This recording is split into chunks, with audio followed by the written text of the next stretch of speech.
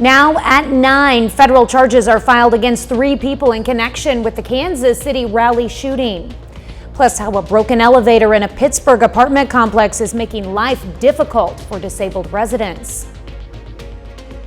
These small coins are going towards an effort to make a big difference in kids' lives. I'm Anthony Saviello. I'll have more coming up. The 4 states' most watched news starts now. This is KOAM News at 9 on Fox 14. I'm Tanya Bach. 3 men from Kansas City, Missouri now face federal firearms charges following an investigation into the mass shootings during the Kansas City Chiefs Super Bowl rally. Prosecutors have filed 12 charges against Fido Antonia Manning and 4 charges each against Ronell Dwayne Williams Jr. and Shaylin Hendrick Groves.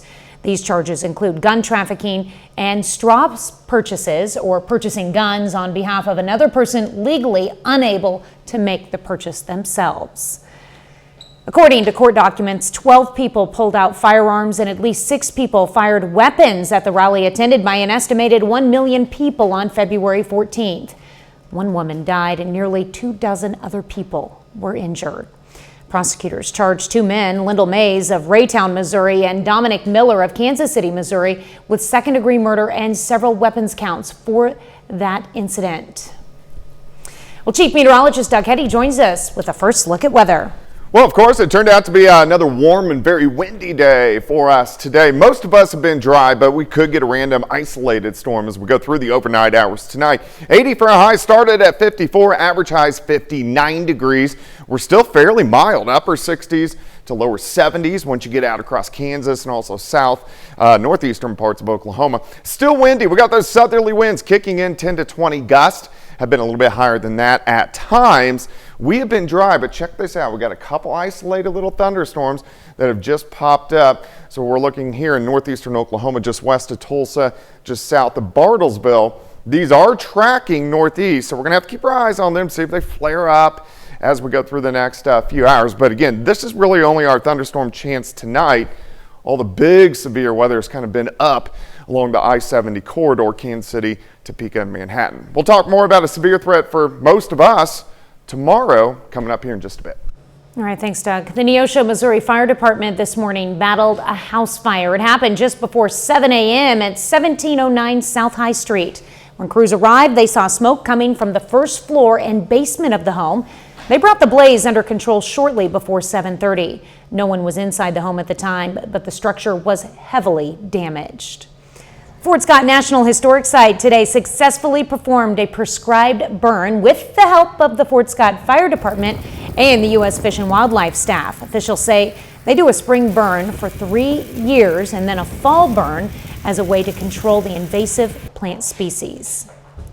Tenants in the Stillwell apartment building in Pittsburgh are searching for answers on what is causing the delay in repairing the elevator. KOAM's Amber Jenkins has more. The elevator in the Stillwell apartment building in Pittsburgh has been out of service for more than a month. Tenants of the 4-story building says this isn't new, but as time goes on, it's growing into a bigger issue. Most of the time I use a cane or a walker, and I fractured my thigh bone about 1.5 years ago. I've got brittle bones. I'm absolutely terrified of tripping and falling down all those stairs. Nina Boland has missed multiple doctor's appointments due to the difficulty of going up and down the stairs. Boland's niece, who also lives in the building, brings groceries and other deliveries to her aunt's door since the elevator stopped working. Poor girl, she's my mailman, my garbage man, and she'll lug up groceries, and that's a long way for a petite person to carry a lot of stuff. And she's got a full-time job anyway, so I don't want to burden her. There's not a whole lot I'm not willing to do for her. First of all, I love her, and I feel like we're kind of a part of a community here, and I want to try to help out people if they need it. The problem is that I'm one person and I have a full-time job. Both living as neighbors on the 3rd floor, Thompson says the 3-flight hike isn't a problem for her, but is for others. If I were older or if I had some kind of problems, I think this would be really difficult to get around. I've seen other people who are mobile, but just because you're mobile doesn't, Technically, my aunt can walk, but she's not very stable. She needs a walker a good point of the time because she gets off balance and stuff. The aunt and niece duo say they understand the on-site workers are just trying to manage like them. The building is operated by a nonprofit board. These tenants say they try to get information from the board on the status of the elevator and when they should expect repairs, but the tenants say they haven't gotten clear answers. Like I said, I don't think it's any one person's fault, but once again, I don't understand the full picture. I don't know what the root problem is, and no one's really coming forward with the root problem. It feels like, and maybe there's not one problem, but give me a list then. I don't care how long the list is. A spokesperson for the city of Pittsburgh confirms that the fire marshal is aware of this issue. Reporting in Pittsburgh, Amber Jenkins, KOAM News. Well, the executive director of the apartments provided a statement which says, in part, pigeons had torn a hole in the elevator cage wiring, which allowed the pigeons to get into the cage and nest. It also allowed water to come into the cage, which shorted out the motor. The contractor informed staff today that they believe they have the parts for the repair. Well, homelessness is on the rise across America and right here in the 4 states. And before housing even becomes an option, you first need to have the desire to get off the streets, and that often means having the right person in your corner. I don't know who you are, but I'm a recovered addict, bro, and I was just wondering if you wanted to talk about recovery for a second. Now later in the newscast, we meet a Pittsburgh man who has lived on both sides of the tracks and has now made it his mission to share his story with other addicts. The police chief of Yates Center is gathering funds for kids in his area with special needs. KOAM's Anthony Saviello sat down to find out how he's doing it and the driving force behind it. Michael Strode is the police chief of Yates Center. I do a career that is fascinating. It is hours and hours of boredom, highlighted by moments of sheer terror and adrenaline. He describes himself as someone who is different. You kind of have to be to do his job. We're all a little different, and that's fine. It's okay to be different. But now he's raising money to help those who people may consider different. We thought we wanted to do something for autism awareness to help raise money for our school and for our instructors to help with whatever may or may not need for the students. So they created a collectible coin. These coins are in the shape of the police department seal. On one side, the seal being showcased. On the other, the cause it's raising awareness for. A cause that means a lot to Chief Strode. It was still a little rough for me anyway, because I just wondered what's it going to be like for him now. Back in January, his son Teddy was diagnosed with autism. There's still a big stigma out there. A lot of people don't know about that. And I just wanted to make sure that he would have everything he would need. But Chief Strode isn't leaving anyone else out. I want to continue to help moving forward to help our students with whatever they may or may not need to be successful in our modern day society. And if that means that I need to help purchase anything from sunglasses to iPads to a blanket, I will do so for the students. And these coins are one way to make sure of that. Reporting in Yates Center, Anthony Saviello, KOAM News.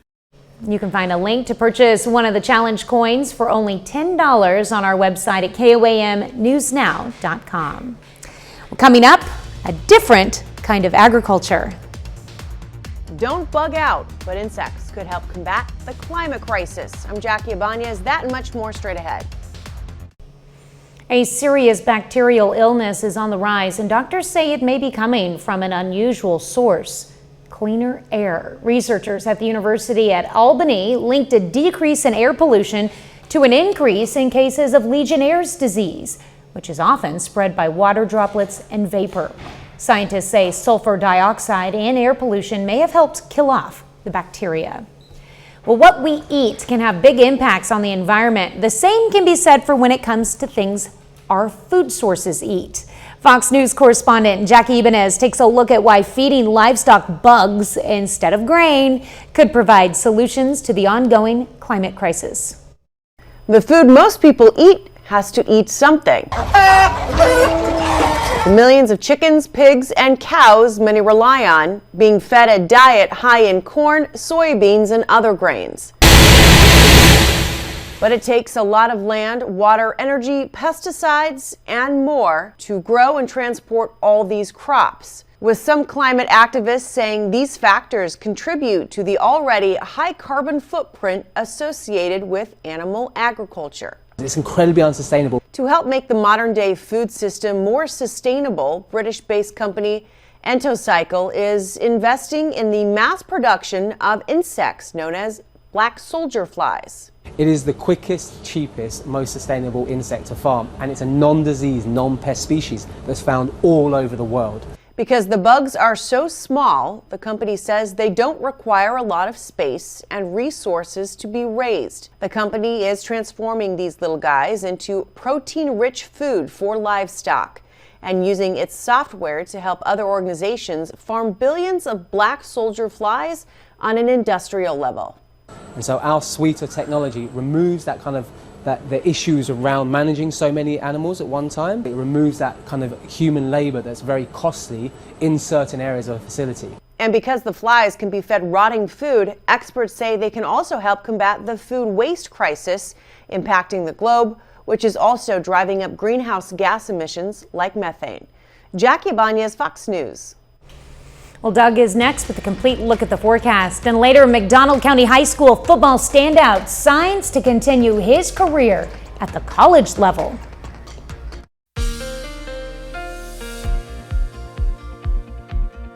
Well, of course, it turned out to be a warm and windy day for us today. Temperatures are right around 80 for afternoon highs. After a couple isolated thunderstorms last night, of course, hail across the region, and we are tracking possibly a few more isolated thunderstorms for us tonight. Nice shot. This is our Cornell Arts and Entertainment Complex.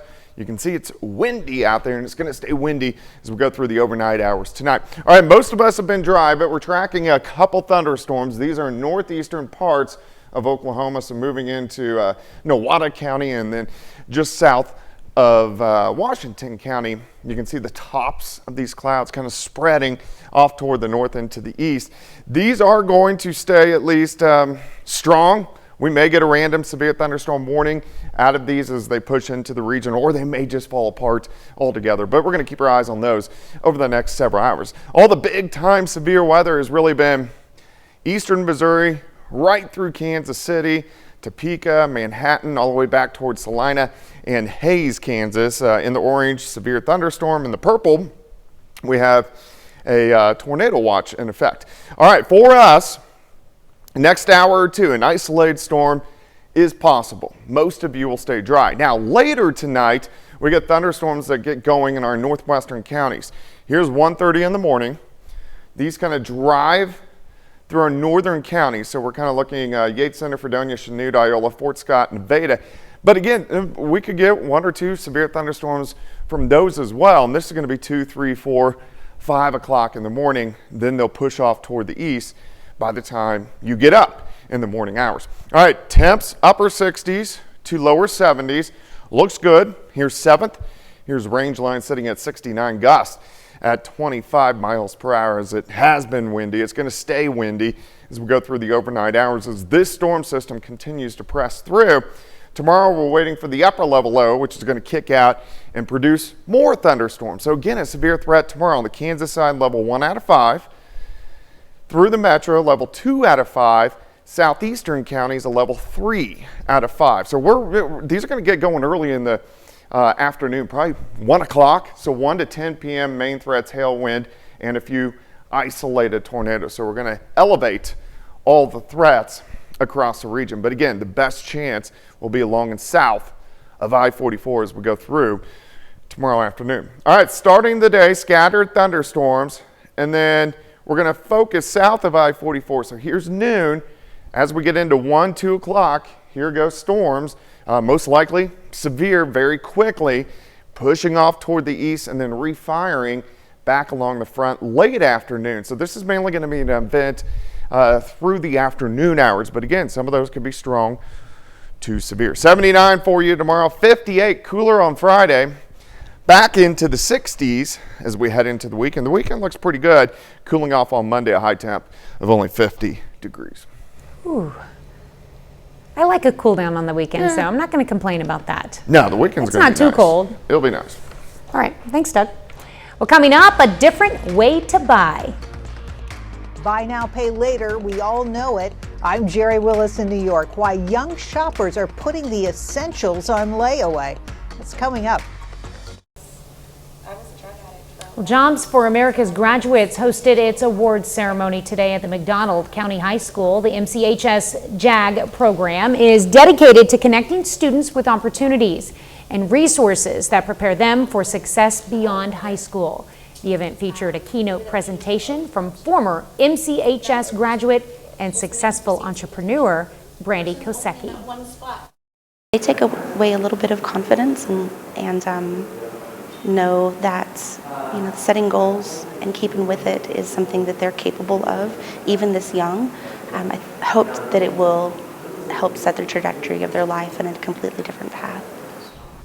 Members of the public were invited to the event. More and more young shoppers are turning to buy now, pay later programs as prices rise. Fox Business correspondent reports they are even using it to buy essentials. Buying now and paying later has become more popular with younger consumers who use the programs to buy everything from airfare to contact lenses. 3/4 of Gen Zers and 74% of millennials use buy now, pay later programs, which typically stretch payments over 4 installments. Users say the programs are cheaper than credit cards, with revolving credit card interest rates rising 20% and more. But some critics say the rising popularity of BNPL is a sign of increasing financial stress on Americans. Millions of households still stretched by inflation. Household budgets are tight.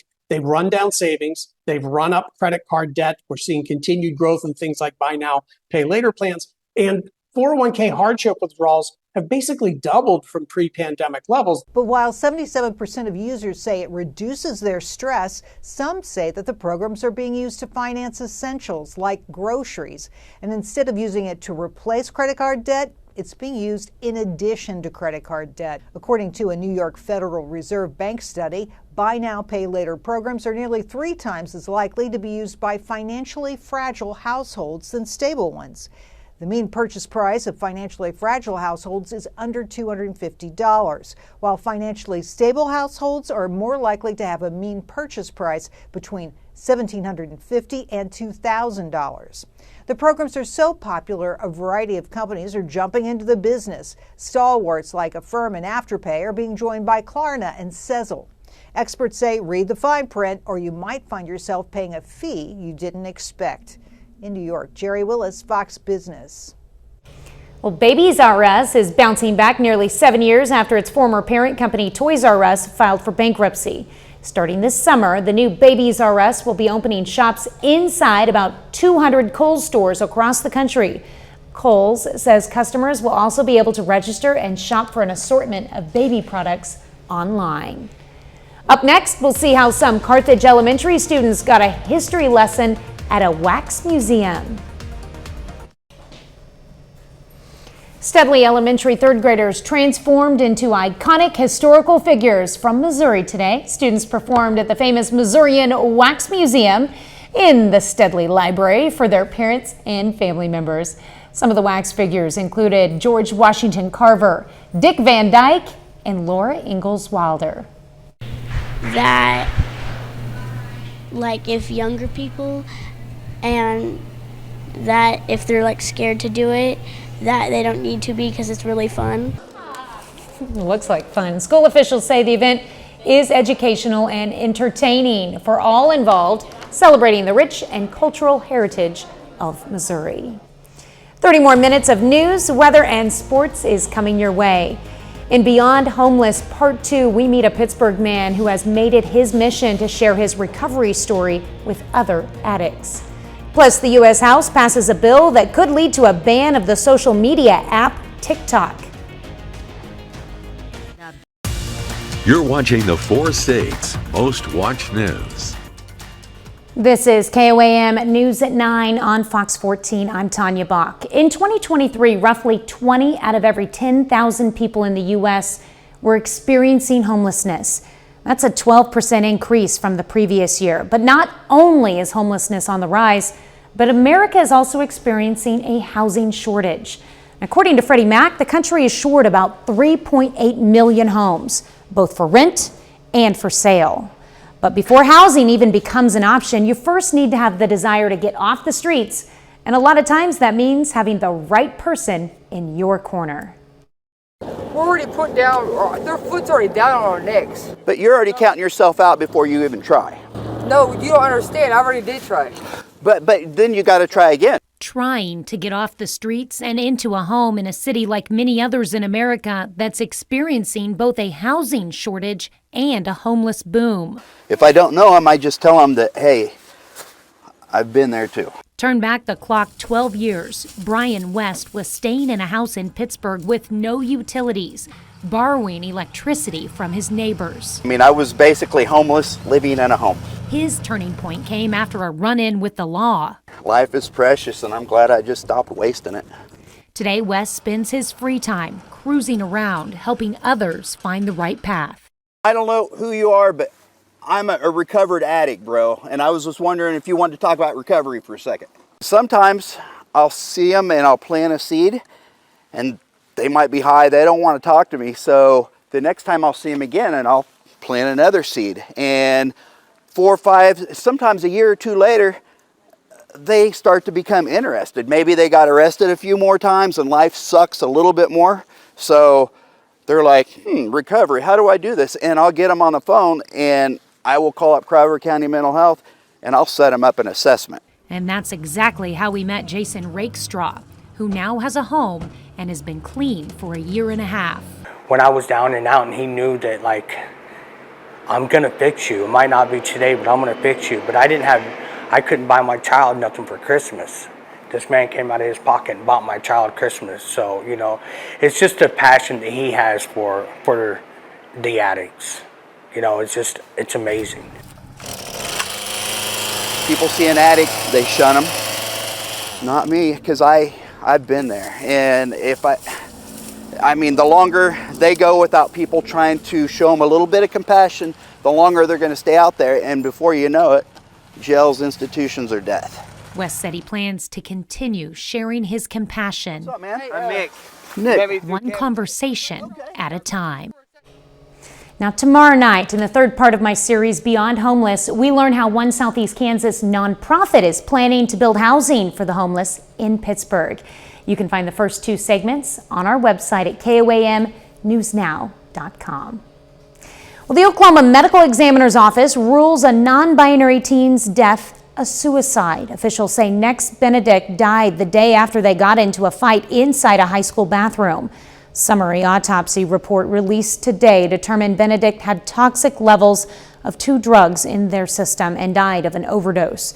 The case gained nationwide attention and calls for action to prevent bullying of LGBTQ youth. A complete autopsy will be released in 10 days.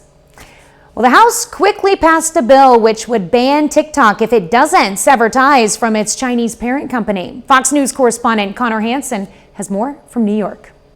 The TikTok bill passed with strong bipartisan support we haven't seen on many other issues lately. But not everyone is happy with the vote. Some of the 170 million American TikTok users descended on the Capitol today. On this vote, the yeas are 352, the nays are 65. Lawmakers behind the bill say they'd like TikTok to stick around, just not under the control of its Chinese parent company, ByteDance.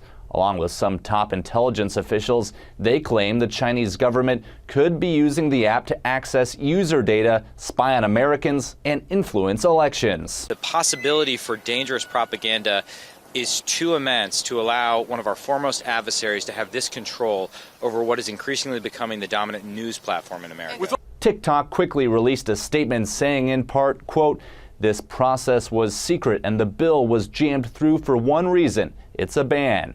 We are hopeful that the Senate will consider the facts, listen to their constituents, and realize the impact on the economy." Content creators responded by visiting Washington to plead their case. So the longer time goes, the more they'll realize the damage that it'll do to the American people. I want President Biden and all the politicians to know this will heavily influence on how I vote from today and for the rest of my life. Even with strong bipartisan support, some in Congress still have constitutional concerns. The last thing we should do is take that power away from the people and give it to the government.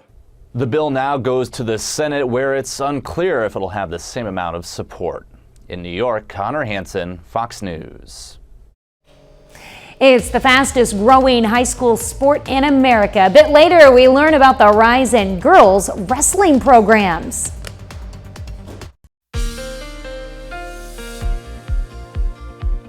Well, of course, a warm and very windy day for us today. Temperatures highs right around 80 degrees, and it looks pretty good right now. This is our Cornell Complex Arts and Entertainment Complex tower cam downtown Joplin, looking off toward the north and to the east. All right, so we do have a few isolated little thunderstorms pushing into northeastern parts of Oklahoma. You can see how the tops are shearing off toward the north and to the east. This little guy kind of dying over the past couple hours, and then we have this guy, which is just to the northeast of Tulsa, so he's going to work into southern parts of Craig County. We'll see if they hold together. Obviously, this one's falling apart, but as they track north and east, we'll see if we can get any of these guys to hang together. All the big guys have been Kansas City north, and then just west of Kansas City, all the way out through central parts of Kansas. That's where the severe weather is mainly going to stay as we go through the overnight hours tonight. All right, isolated storm. Next couple hours, then we're going to track some storms late tonight. Here's 1, 2 o'clock in the morning, driving across our northern counties. But again, some of those may be a little bit on the strong to low-grade severe side. So we'll watch that as well late tonight. Temperatures still upper 60s to lower 70s across the region. Outside, here's 7th and Range Line sitting at 69. South winds at 15, but gust 25, upwards of 30. So it's going to stay windy tonight. It's going to stay windy once again as we go into the daytime hours tomorrow as this storm system rotates through. Here's the upper level low out across parts of New Mexico, southern parts of Colorado, and that's going to give us more thunderstorms as we go into the daytime hours tomorrow. All right, severe threat, western counties, you're fine, except a few popping up later on tonight. Level 1 out of 5, Kansas side, through the metro, level 2 out of 5, and then mainly south of I-44, a level 3 out of 5. We're going to elevate all these risks, especially southwestern Missouri, tornado, hail, wind, rain, main timing 1 p.m. I would say most of these are gone by 6 or 7 p.m., but something we're going to watch. All right, so pop-up thunderstorms late tonight, driving across our northern counties. Morning's going to be dry. Once we get into the early afternoon, watch the thunderstorms that explode southwest Missouri, northeastern parts of Oklahoma.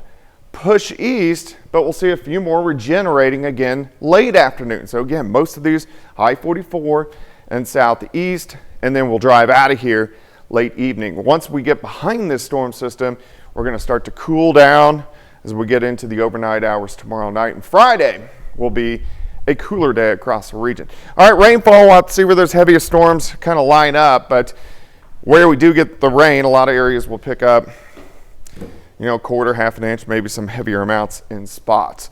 All right, alert day tomorrow with the possibility for severe thunderstorms.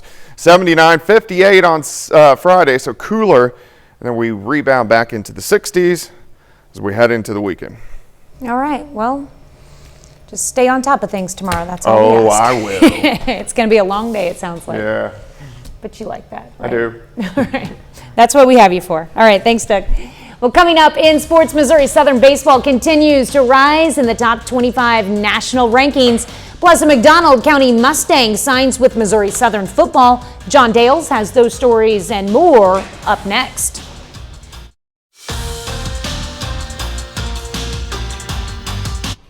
Hey, and welcome into sports. I'm John Dales. Missouri Southern football has brought in several players from the 4 states area during this year's recruiting cycle, and the Lions add to that today with an all-state defensive lineman. McDonald County High School senior Jace Hitt signs to play college football at Missouri Southern.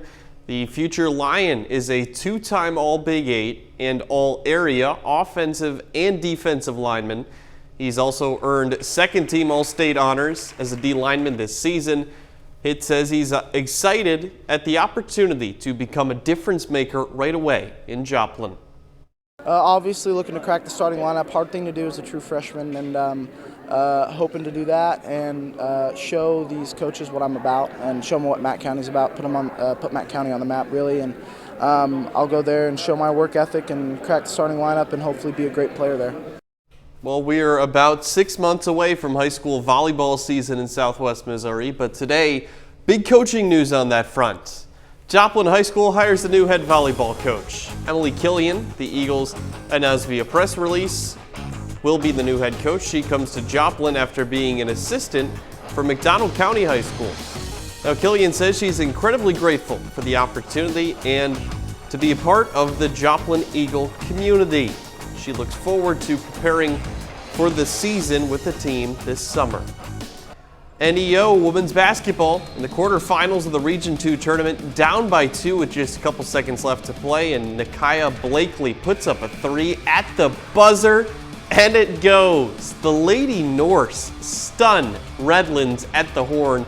They advance to the regional semifinals. That's Friday at 3:30 in Muskogee. That brings the NEO ladies just 2 wins away from a trip to the NJCAA tournament. Now, the most recent Division II coaches baseball poll comes out this afternoon, and Missouri Southern moves up to the 9th spot. The Lions were ranked 10 last week. They've won 7 games in a row. Maybe most impressively, they're 15-0 on their home field. Now, Southern plays 3 games at Pittsburgh State starting this Friday.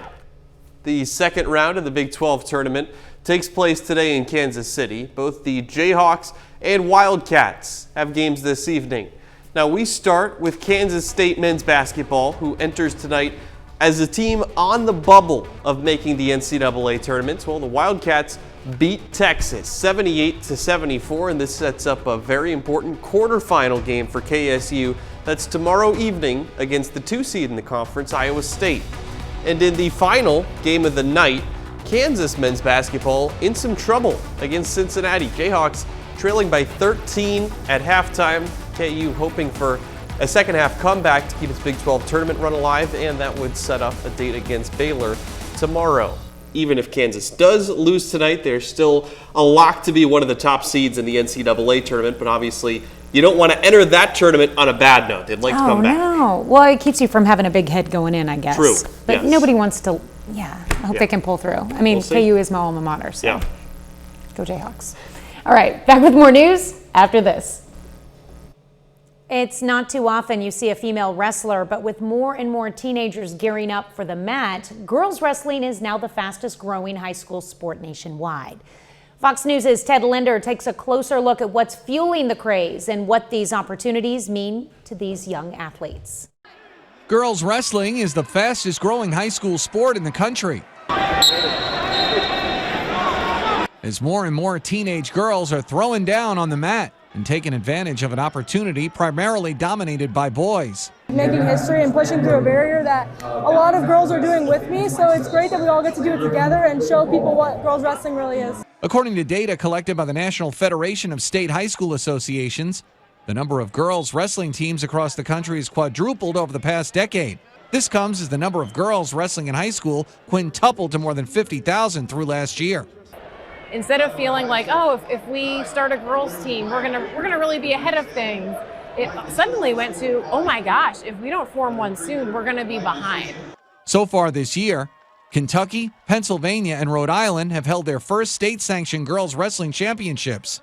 Louisiana, meantime, has recently become the 45th state to sanction high school girls wrestling. But now to see like an arena this big filled with people here to watch and support and wrestle, and all girls, it's really awesome. The expansion of the sport is bringing new faces to the game, exciting athletes who say wrestling is not only fun, but teaches them important lessons in determination. I have to not only be able to be smart, physically active, you have to have the discipline to make weight and all that stuff. Women's wrestling is still considered an emerging sport at the college level, but is expected to be designated a championship level sport in 2026, according to the NCAA.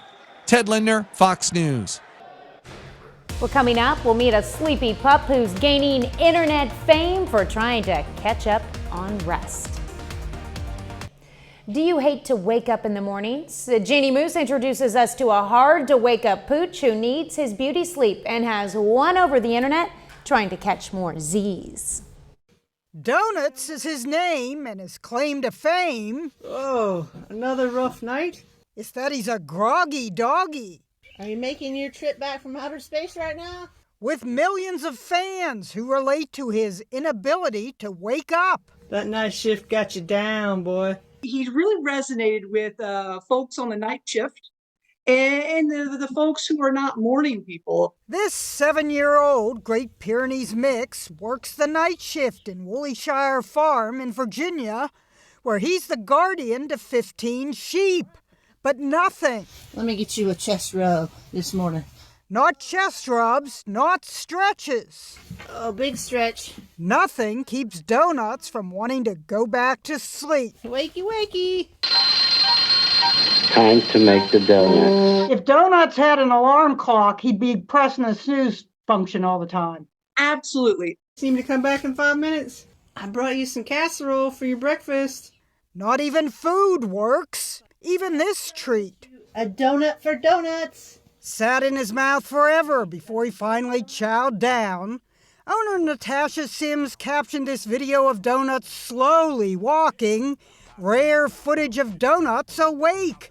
His bright-eyed co-worker, Britches, he's ready to go.